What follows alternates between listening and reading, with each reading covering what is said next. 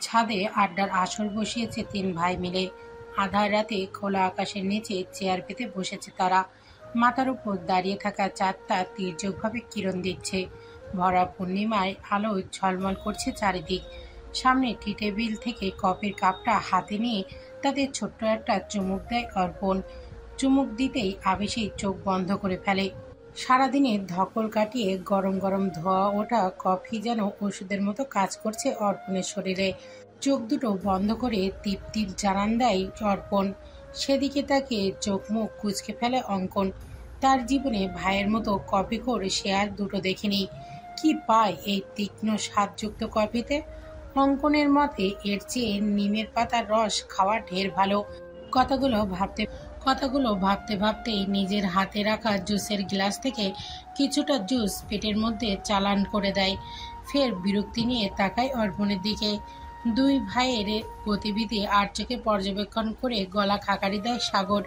দুই ভাইয়ের মনোযোগ নিজের দিকে আসতেই অর্পণকে উদ্দেশ্য করে গম্ভীর কণ্ঠে জিজ্ঞাসা করে, বোবার অভিনয় শেষ হলে এবার মুখ খোল, কি অঘটন ঘটিয়ে এসেছিস? ভাইয়ের কথায় বিরক্তিতে মুখ দিয়ে চম এর মতো শব্দ বের করে অর্পণ। কিছুটা বিরক্তি নিয়ে বলে, নিজের ভাইয়ের প্রতি কি তোমার একটু ভরসা নেই? তোমার ভাই কি আর পাঁচটা বকাটে ছেলেদের মতো যে যেখানে সেখানে অঘটন ঘটাবে? বাম পায়ের ওপর ডান পা তুলে আরাম করে বসে সাগর। কিছুটা অস্থির কণ্ঠে বলে, যাক, তাও ভালো, বিয়ে তো করিসনি, এটাই অনেক। অদ্ভুত চোখে তাকায় অর্পণ সাগরের দিকে। অঙ্কন জুসের গ্লাসে মাত্রই চুমুক দিয়েছিল। হঠাৎ বড় ভাইয়ের এমন বেফাঁস কথা শুনতেই জুস নাকে মুখে উঠে যায়। বিষম খেয়ে অনবরত কাশতে থাকে। অর্পণও বোকার মতো তাকিয়ে আছে। নিজেকে সামলে অঙ্কনের পিঠে হালকা চাপড় দিতে দিতে সাগরকে উদ্দেশ্য করে বলে, পাগল হয়ে গেছো ভাই? এখনো হয়নি, তবে হয়ে যেতাম। মেয়েটাকে যে অবস্থায় নিয়ে এসেছিস, আমি তো ভাবলাম বিয়েই করে ফেলেছিস। আর বাল্যবিবাহ করার অপরাধে গ্রামবাসী তোদের পিটিয়ে শায়েস্তা করছে। কথাগুলো বলেই উচ্চশব্দে হাসতে থাকে সাগর। সাগরের হাসি দেখে কিছুটা অবাক হয় অর্পণ। পরক্ষণেই মুগ্ধ চোখে তাকিয়ে থাকে কিছুক্ষণ। অবাকে চূড়ান্তে পৌঁছে গেছে অঙ্কনও। নিজের কাশি ভুলে সাগরের প্রাণখোলা হাসি দেখতে ব্যস্ত হয়ে পড়ে। আজ অনেক বছর পর সাগরকে মন খুলে হাসতে দেখেছে। সাগর শেষবারে কবে মন খুলে হেসেছে সেটা মনেই পড়ছে না অঙ্কনের। ভালোবাসায় ধোঁকা পাওয়ার পর থেকে সাগরের জীবনের সব হাসি, সব আনন্দ বিষাদের রূপ নিয়েছে। বদলে গেছে পুরো মানুষটাই। আজ অনেকদিন পর পুরনো ভাইয়ের একটা ঝলক দেখে বড্ড অবাক হয়েছে অঙ্কন আর অর্পণ। বিস্ময় সামলাতে না পেরে অর্পণ বলেই ফেলে, অনেক বছর পর তোমাকে মন খুলে হাসতে দেখছি ভাই। হঠাৎ এই পরিবর্তন কিভাবে? হাসি থেমে যায় সাগরের। তবে চোখে মুখে কোনো বিষাদের ছায়া এখনো ছড়িয়ে পড়েনি। আজ যেন বেশ ভালো মেজাজেই আছে সাগর। চেয়ারের সাথে গা এলিয়ে দিয়ে নিকট কালো আকাশের দিকে তাকিয়ে বলে, আজ হঠাৎই নতুন করে বাঁচতে ইচ্ছে করছে অর্পণ। মনে হচ্ছে বাঁচার জন্য নতুন করে কারণ খুঁজে পেয়েছি। ব্যর্থ জীবনকে সার্থক করার একটা ছোট্ট প্রয়াস চালাতে ইচ্ছে করছে। মনে হচ্ছে জীবনটা আবার সাজাই, নতুন রূপে, নতুন ভাবে। বড় ভাইয়ের সকল কথা চুপচাপ শুনছিল অঙ্কন। সাগরের কথা শেষ হতেই অঙ্কন উচ্ছ্বাসিত কণ্ঠে বলে, কি কাউকে পছন্দ হয়েছে ভাইয়া? তুমি নতুন কাউকে নিয়ে মুভ অন করতে চাইছো? উদাসীন ভঙ্গিতে বসে দৃষ্টি আকাশে নিবদ্ধ রেখেই সাগর বলে, সমস্যা তো এখানেই অঙ্কন। ইচ্ছে তো করছে নতুন করে বাঁচতে, তবে সেটা নতুন কারোর সাথে নয়, পুরনো তাকে নিয়ে। কিন্তু তার তো বিয়ে হয়ে গেছে, বেহায়া মন যে মানছে না। এই পর্যায়ে চুপ হয়ে যায় অঙ্কন। সাগরকে কেমন যেন ছন্ন ছাড়া এলোমেলো লাগছে তার কাছে। প্রচণ্ড ঘৃণার দেয়াল ভেঙে কাঙ্ক্ষিত জিনিস ফিরে পাওয়ার বাসনা সাগরের চোখে স্পষ্ট ফুটে উঠেছে। এখন কথা না বাড়ানোই শ্রেয়। পরে তার বাসনা যদি ভয়ঙ্কর জেদে রূপ নেয়, তাহলে ভেঙে যাবে একটি সুন্দর সংসার, যেটা কারোর জন্য শুভ হবে না। নিশ্চুপ হয়ে যায় পরিবেশ। কারো মুখে কোনো কথা নেই। অর্পণও চুপ হয়ে গেছে। সারাদিনের ধকল, শরীরের পাওয়া আঘাত, ব্যথার ওষুধ সব মিলিয়ে শরীরটা নিস্তেজ হয়ে আসছে অর্পণের।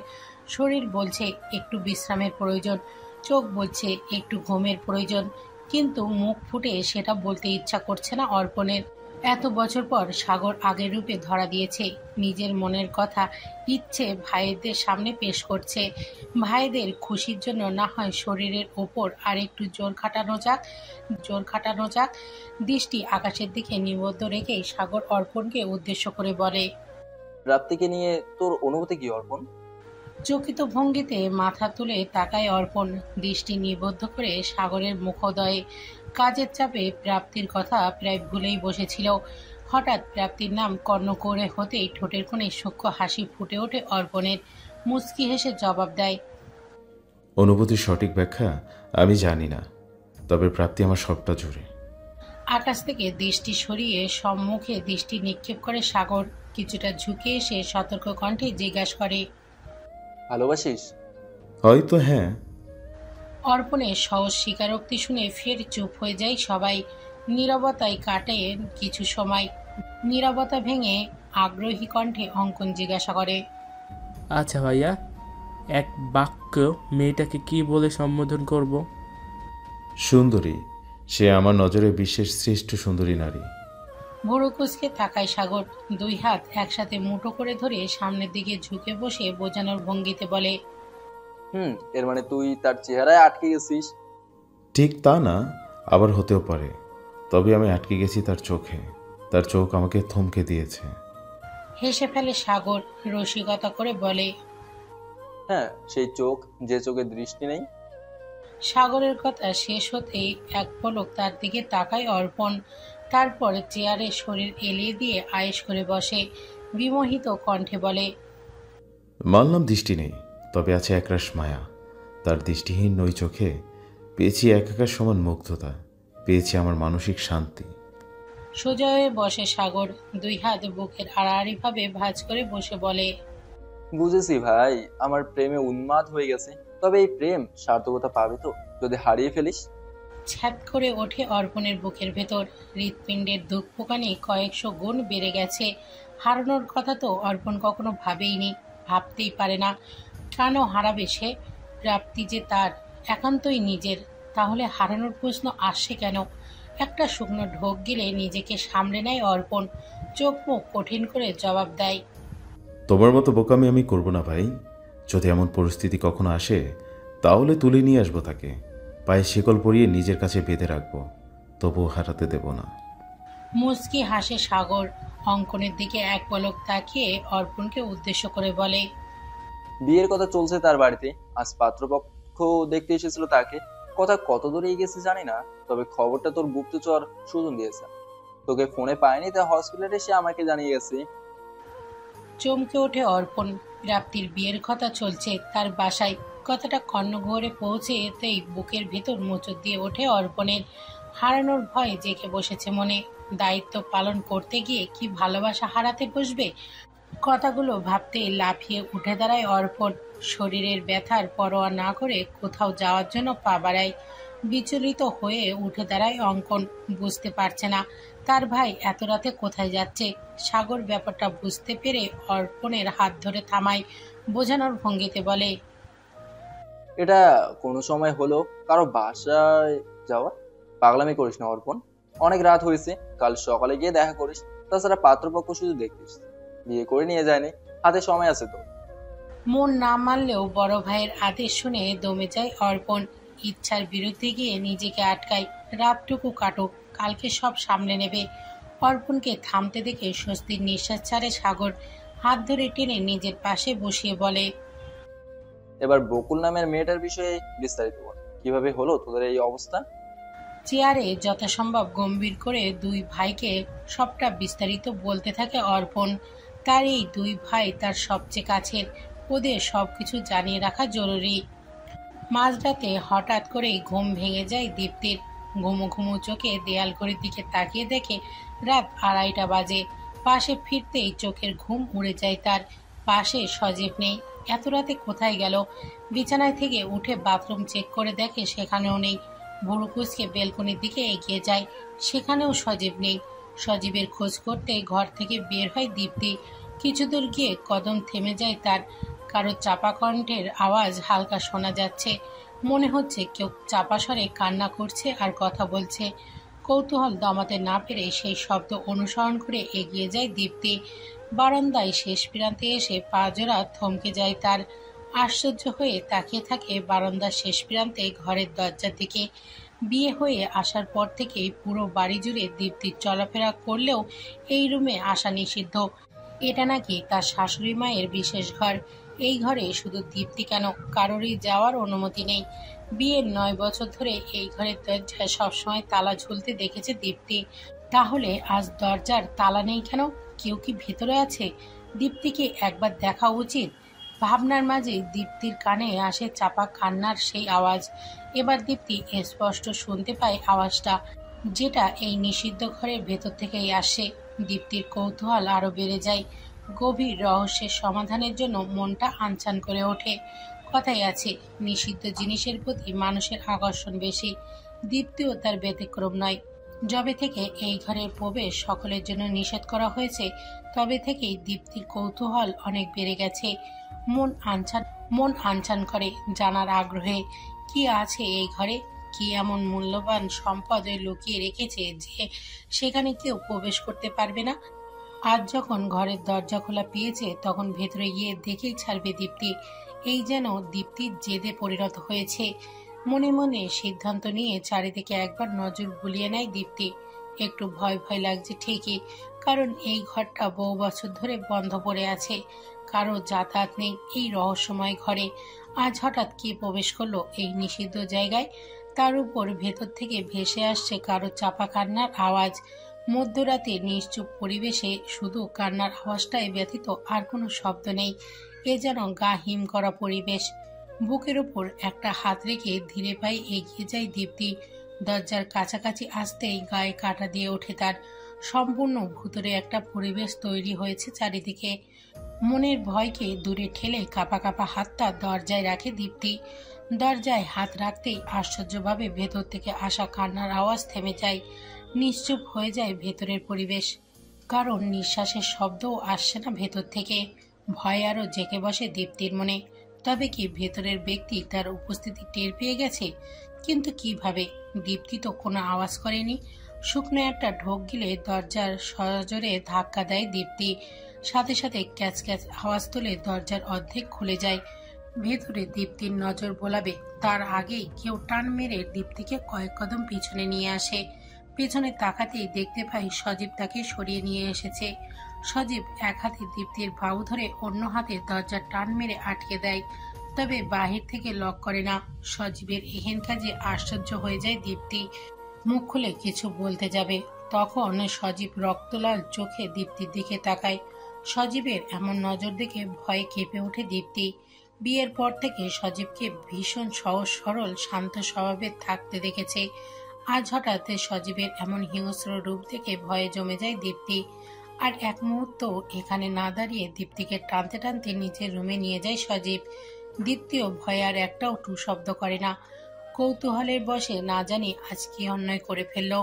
সজীবের এমন হিংস্র চেহারা দেখে ভয়ে বুক কাঁপছে দীপ্তির।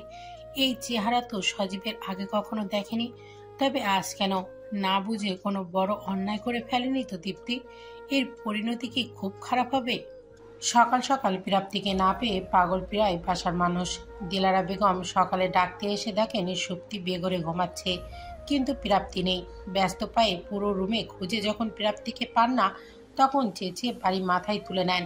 পুরো বাড়ির কোথাও যখন প্রাপ্তির অস্তিত্ব পাওয়া যায় না, তখন ভয় জেগে বসে দিলারা বেগমের মনে। ভয় ভয় কণ্ঠে মারুফ সাহেবকে বলেন, হ্যাঁ গো, মেয়ে আমার বিয়ের বিষয়টা নিয়ে মন খারাপ করে কোথাও চলে গেল না তো? কত অপমানিত হয়েছে আমার মেয়েটা। স্ত্রীর কথা শুনে চিন্তিত হয়ে পড়েন মারুফ সাহেব। প্রাপ্তি যে বিয়ের বিষয়টা নিয়ে নিজের বাবার উপর নারাজ, সেটা মারুফ সাহেব বেশ বুঝতে পারছেন। তাই তার চিন্তা বেশি হচ্ছে।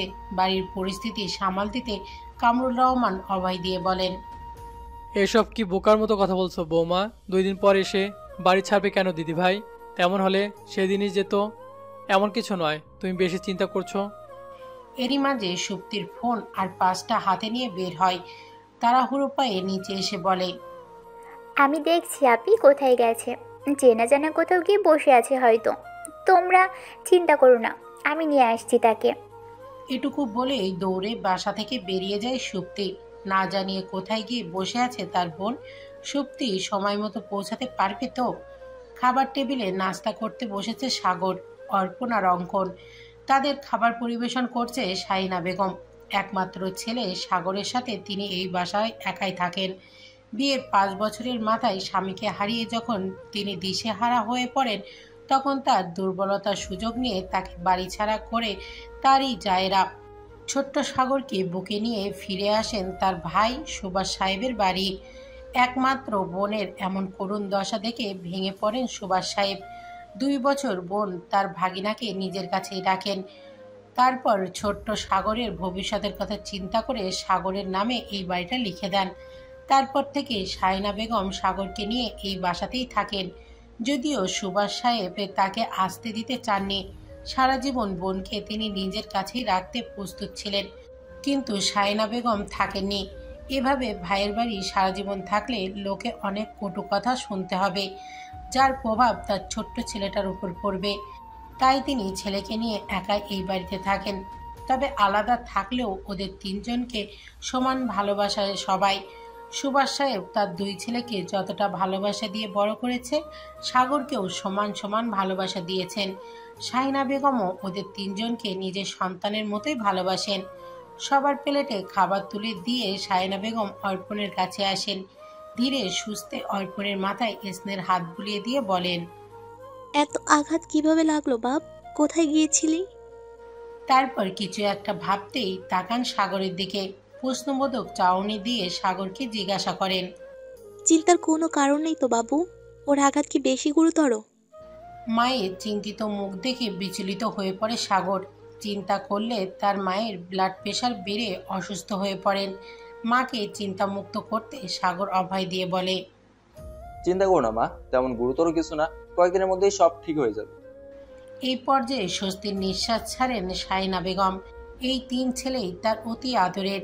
ওদের কারোর কিছু হলে নিজেকে ঠিক রাখতে পারেন না শাহিনা বেগম। আর কোনো কথা না বাড়িয়ে সবাই খাওয়ায় মনোযোগ দেয়।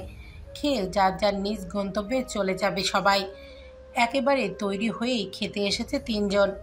অর্পণ মাত্রই 2 লোকমা খাবার খেয়েই এমন সময় বিকট শব্দে তার ফোন বেজে ওঠে। খাওয়া রেখে বাম হাত দিয়ে প্যান্টের পকেট থেকে ফোনটা বের করে অর্পণ। তাকিয়ে দেখে সুজন ফোন দিয়েছে। নাম্বারটা চোখের সামনে আসতেই এক মুহূর্ত অপেক্ষা করে না অর্পণ। তড়িৎ গতিতে ফোন রিসিভ করে। ফোনটা কানে ধরতেই সুজন হাঁপাতে হাঁপাতে বলে, গোলমাল হয়ে গেছে স্যার। কালকে ম্যাডামকে দেখতে এসেছিল বিয়ের জন্য পাত্রপক্ষ। জানি সেটা, চিন্তা করো না, আমি সামলে নেব সব।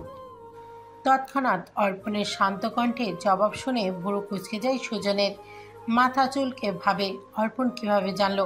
সে তো অর্পণকে খবরটা জানায়নি। মাথা চুলকাতে চুলকাতে দ্বিধা মিশ্রিত কণ্ঠে বলে, কিন্তু স্যার, পাত্রী ম্যাডামকে যে সকাল থেকে খুঁজে পাওয়া যাচ্ছে না সেটা কিভাবে জানলেন? আমি তো বলিনি। প্রাপ্তিকে খুঁজে পাওয়া যাচ্ছে না কথাটা কর্ণগৌড়ে পৌঁছতেই তড়িৎ গতিতে উঠে দাঁড়ায় অর্পণ। কণ্ঠে বিমর্ষ নিয়ে বলে, কি খুঁজে পাওয়া যাচ্ছে না? মানেটা কি? কোথায় গেছে? যাই না স্যার, আজকে আমার ঘুম থেকে উঠতে একটু দেরি হয়েছে। এইমাত্র এসে পৌঁছেছি, আর এসে দেখি সবাই ম্যাডামকে পাগলের মতো খুঁজে যাচ্ছে। সুজন কথা শেষ করতেই কপালে চিন্তার ভাঁজ পড়ে অর্পণের। কোথায় যেতে পারে প্রাপ্তি? কোনো বিপদ হলো না তো? চুপচাপ চেয়ারে বসে পড়ে গভীর চিন্তায় ডুবে যায় অর্পণ। ডাইনিং টেবিলে উপস্থিত সবাই কৌতূহলী নিয়ে তাকিয়ে আছে। সবার চোখেই প্রশ্নের ছাপ দৃশ্যমান। অর্পণের উচ্চ কণ্ঠ শুনে এটুকু বুঝতে পেরেছে যে কিছু একটা হয়েছে, কিন্তু কি? কিছু জিজ্ঞাসা করতে শাহিনা বেগম যেই মুখ খুলবেন তখনই হুট করে অর্পণ উঠে দাঁড়ায়। ফোনটা পকেটে পুরে কোনো মতে হাতটা ধুয়ে হন্তদন্ত ভঙ্গিতে পা ঘোরায়।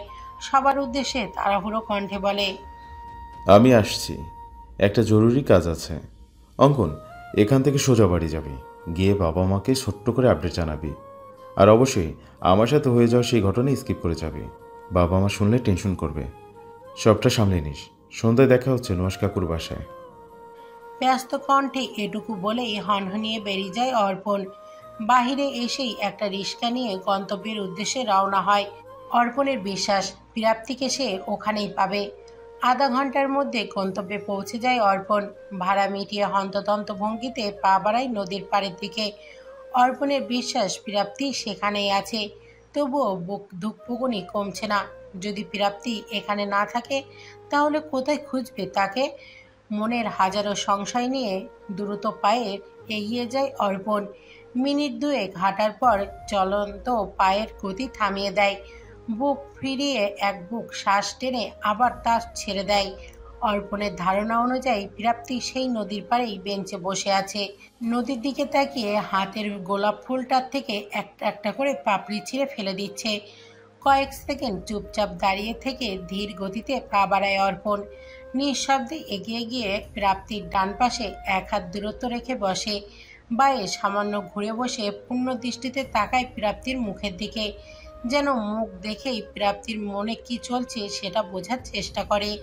প্রিয়সীর মনের অব্যক্ত কথা পড়ে নিতে আপ্রাণ চেষ্টা চালায় অর্পণ।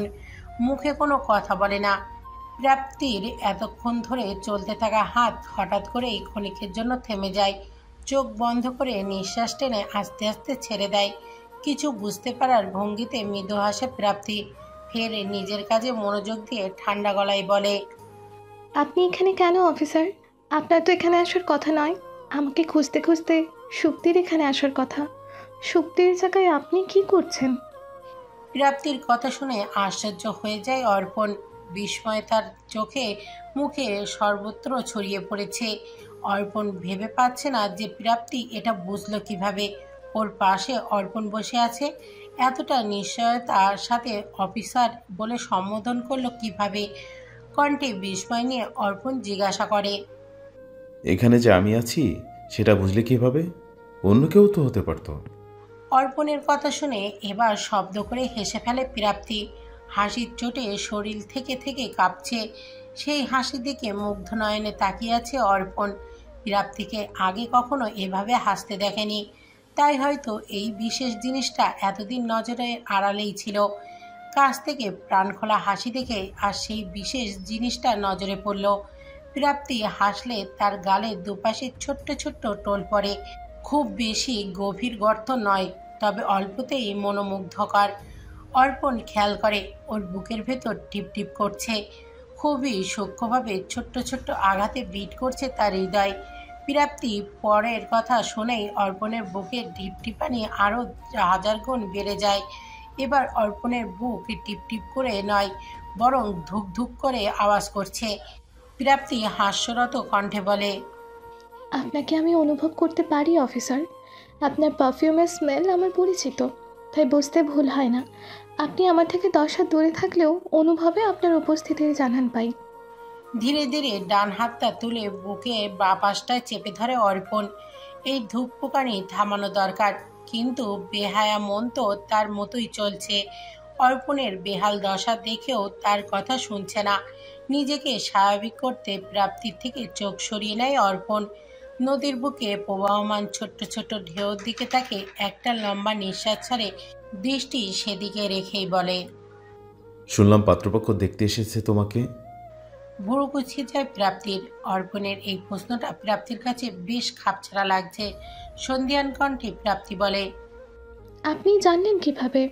জাসুস লাগিয়ে রেখেছেন আমার পেছনে? প্রাপ্তির কথায় অর্পণের কোনো ভাবান্তর দেখা যায় না। সে নিজের মতো গম্ভীর কণ্ঠে বলতে থাকে, শোনো প্রাপ্তি, আমার কথা মন দিয়ে শোনো। পাত্রপক্ষের সাথে তোমার পরিবারের কী কথা হয়েছে সেটা জানি না, কিন্তু এতটুকু বলবো, বিয়ে নিয়ে এত তাড়াহুড়ো করো না। একটা ভুল সিদ্ধান্ত সারা জীবনের জন্য আফসোসের কারণ হয়ে দাঁড়াবে। আর তাছাড়া কি দরকার বিদেশি ছেলেকে বিয়ে করার? দেশে কি ছেলের অভাব পড়েছে? আশেপাশে তাকিয়ে দেখো, কত ছেলে আছে। আরে নিজের ভালো তো পাগলেও বোঝে, সেখানে তুমি তো সম্পূর্ণ সুস্থ মানুষ, তাহলে তুমি বোকামি করছো কিভাবে?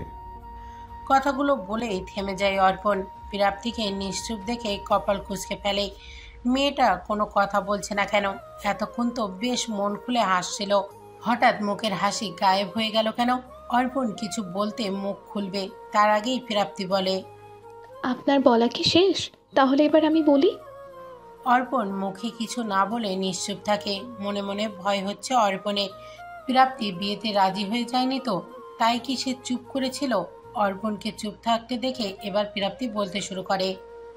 আমার পেছনে যখন জাসুস লাগিয়েছেন, তাহলে ভালো কাউকে কাজে লাগান। অন্তত আধা আধুরা কথা বলে সব খিচুড়ি যেন বানিয়ে না দেয়। আপনার জাসুসে দেওয়া তথ্যগুলো পুরোপুরি সত্য নয়। হ্যাঁ, আমার বাসায় পাত্রপক্ষ এসেছিল, তবে তারা আমার জন্য নয়, সুপ্তির জন্য। প্রাপ্তির কথা শুনে ভুরু কুচকে যায় অর্পণের। তড়িৎ গতিতে মাথা ঘুরিয়ে প্রাপ্তির দিকে তাকায়, ভুরু কুচকে রেখেই বলে, সুপ্তির জন্য মানে? তুমি তো সুপ্তির বড়, তোমাকে রেখে সুপ্তির জন্য সম্বন্ধ আসে কিভাবে? কারণ আমি যে অন্ধ। কেউ জেনে বুঝে একটা অন্ধ মেয়েকে বিয়ে করবে কেন? নিজের হাতেই নিজের জীবন নিশ্চয়ই কেউ বরবাদ করতে চাইবে না। এই কথা কি পাত্রপক্ষের কেউ বলেছে?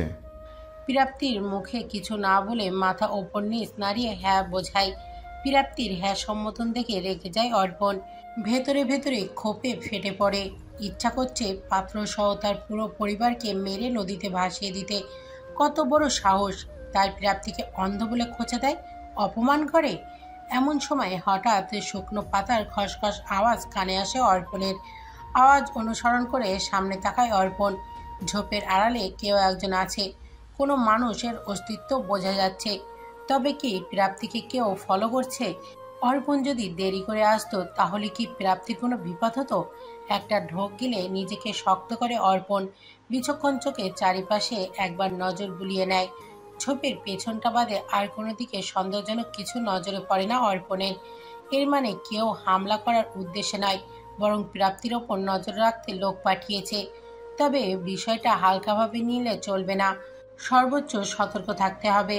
অর্পণকে চুপ থাকতে দেখে প্রাপ্তি বলে, চুপ করে আছেন যে অফিসার? আমার কথা কি হজম হতে কষ্ট হচ্ছে? আচ্ছা, একটা কথা বলুন তো, আমার বিয়ে নিয়ে আপনার এত মাথা ব্যথা কেন? আপনার এত কিসের চিন্তা? প্রাপ্তির কথা শুনে ঘুরে তাকায় অর্পণ। মুখের গম্ভীর ভাবটা লুকিয়ে হালকা হেসে বলে, কারণ ছাড়া এত কিছু অবশ্যই করছি না। কথাটা বলেই বুক ফুলিয়ে দম নেয় অর্পণ। পূর্ণ দৃষ্টিতে প্রাপ্তির মুখের দিকে তাকিয়ে আশাভরা কণ্ঠে বলে, যদি কখনো এক বুক ভালোবাসা নিয়ে তোমার সামনে হাজির হই, তাহলে কি করবে? ফিরিয়ে দেব। প্রাপ্তির অকপটের জবাব শুনে কপাল কুঁচকে তাকায় অর্পণ। কণ্ঠ পূর্বের চেয়েও বেশি গম্ভীর করে বলে, মানে? মানেটা খুবই সহজ। কোনো পুরুষই চাইবে না একটা অন্ধ মেয়েকে নিয়ে পুরো জীবন কাটাতে। অন্ধের প্রতি মানুষের করুণা আসে, ভালোবাসা নয়। আর কি প্রমাণ আছে যে আপনি ভালোবাসা নিয়েই আমার কাছে আসবেন? অন্ধদের কেউ ভালোবাসে না অফিসার। তাদের সাথে বড়জোর কিছুদিন ভালোবাসার অভিনয় করে, তারপর ঘনিষ্ঠ হয়, নিজেদের চাহিদা পূরণ হতেই ছুঁড়ে ফেলে দেয়। যদি আমার সাথে এমনই হয়, কী গ্যারান্টি আছে? এমন ভবিষ্যৎ আমি চাই না। রাগে চোয়াল শক্ত হয়ে যায় অর্পণের। চোখের সাদা অংশ লাল রঙে পাল্টে গেছে, কপালে রগ ফুলে ফেপে উঠেছে। রাগ সামলাল দিতে দুই হাত শক্ত করে মুঠিবদ্ধ করে অর্পণ। শক্তি দিয়ে মুঠিবদ্ধ করায় জিম করা পেশি ফুলে উঠেছে। গুলি লাগায় বাহুতে টান লেগে ফের রক্ত ঝরতে শুরু করেছে। টপ টপ করে রক্ত চুয়ে চুয়ে পড়ছে তার হাত থেকে। কপালে ছোট ব্যান্ডেজ তুলো রক্ত লাল রং ধারণ করেছে। প্রাপ্তি কি তবে অর্পণকে চরিত্রহীন ভাবছে? কথাটা যেন অর্পণের বুকের তীরের মতো বিঁধছে। দূর থেকে দাঁড়িয়ে সবটা দেখছিল সুপ্তি। বেশ কিছুক্ষণ আগে এসে পৌঁছেছে। দূর থেকে দুজনের কথোপকথন শুনে সেখানেই দাঁড়িয়ে পড়েছে। সবটা দূর থেকেই শোনা যাচ্ছে, কিন্তু এতক্ষণ সবকিছু স্বাভাবিক থাকলেও এখন কিচ্ছু স্বাভাবিক নেই। অর্পণের চেহারায় এমন পরিবর্তন দেখে ভয় পেয়ে যায় সুপ্তি।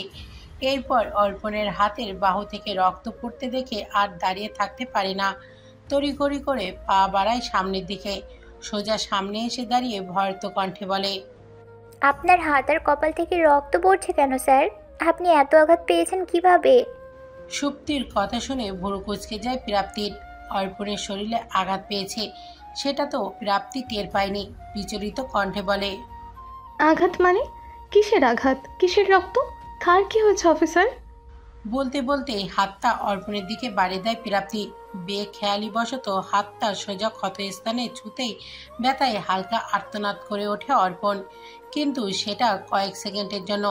সেকেন্ডেই দাঁতে দাঁত চেপে ব্যথাটা হজম করে নিয়ে উঠে দাঁড়ায়। তাড়া দিয়ে বলে, তোমাদের বাসায় পৌঁছে দিয়ে আসছি, চলো। আপনার কি হয়েছে বললেন না যে? আঘাত পেলেন কিভাবে? সেটা তোমার না জানলেও চলবে। এখন চলো। প্রাপ্তি বাধা দিয়ে বলে। আপনাকে কষ্ট করতে হবে না, আমরা চলে যেতে পারবো। অর্পণের রাগ এখনই আকাশ ছুঁয়ে গেছে, কিছুতেই রাগ সামাল দিতে পারছে না। তার উপর প্রাপ্তির মুখে না শুনে রাগটা যেন আরো কয়েক গুণ বেড়ে গেল। রাগে ভয়ঙ্করভাবে হুঙ্কার দিয়ে বলে, একদম মুখে মুখে তর্ক করবে না। আমি যেটা বলেছি সেটাই হবে। তোমাদের আমার সাথে যেতে হবে। কোনো রকম দ্বিমত করলে সোজা তুলে নিয়ে যাব। অর্পণের হুঙ্কার শুনে দৃশ্যমানের রূপে কেঁপে ওঠে দুই বোন। আর কোনো কথা না বাড়িয়ে অর্পণের সাথে চলে যায়। ওরা তিনজন চলে যেতেই ঝোপের আড়াল থেকে বেরিয়ে আসে কেউ। ঢিলে ঢালা প্যান্টের পকেট থেকে বাটন ফোন বের করে ডায়াল করে একটা নাম্বারে। রিসিভ হতেই লোকটা সতর্ক কণ্ঠে বলে, বস, ওরা তো চলে গেল গা। এখানে তো অন্য ব্যাপার ঘটতেছে।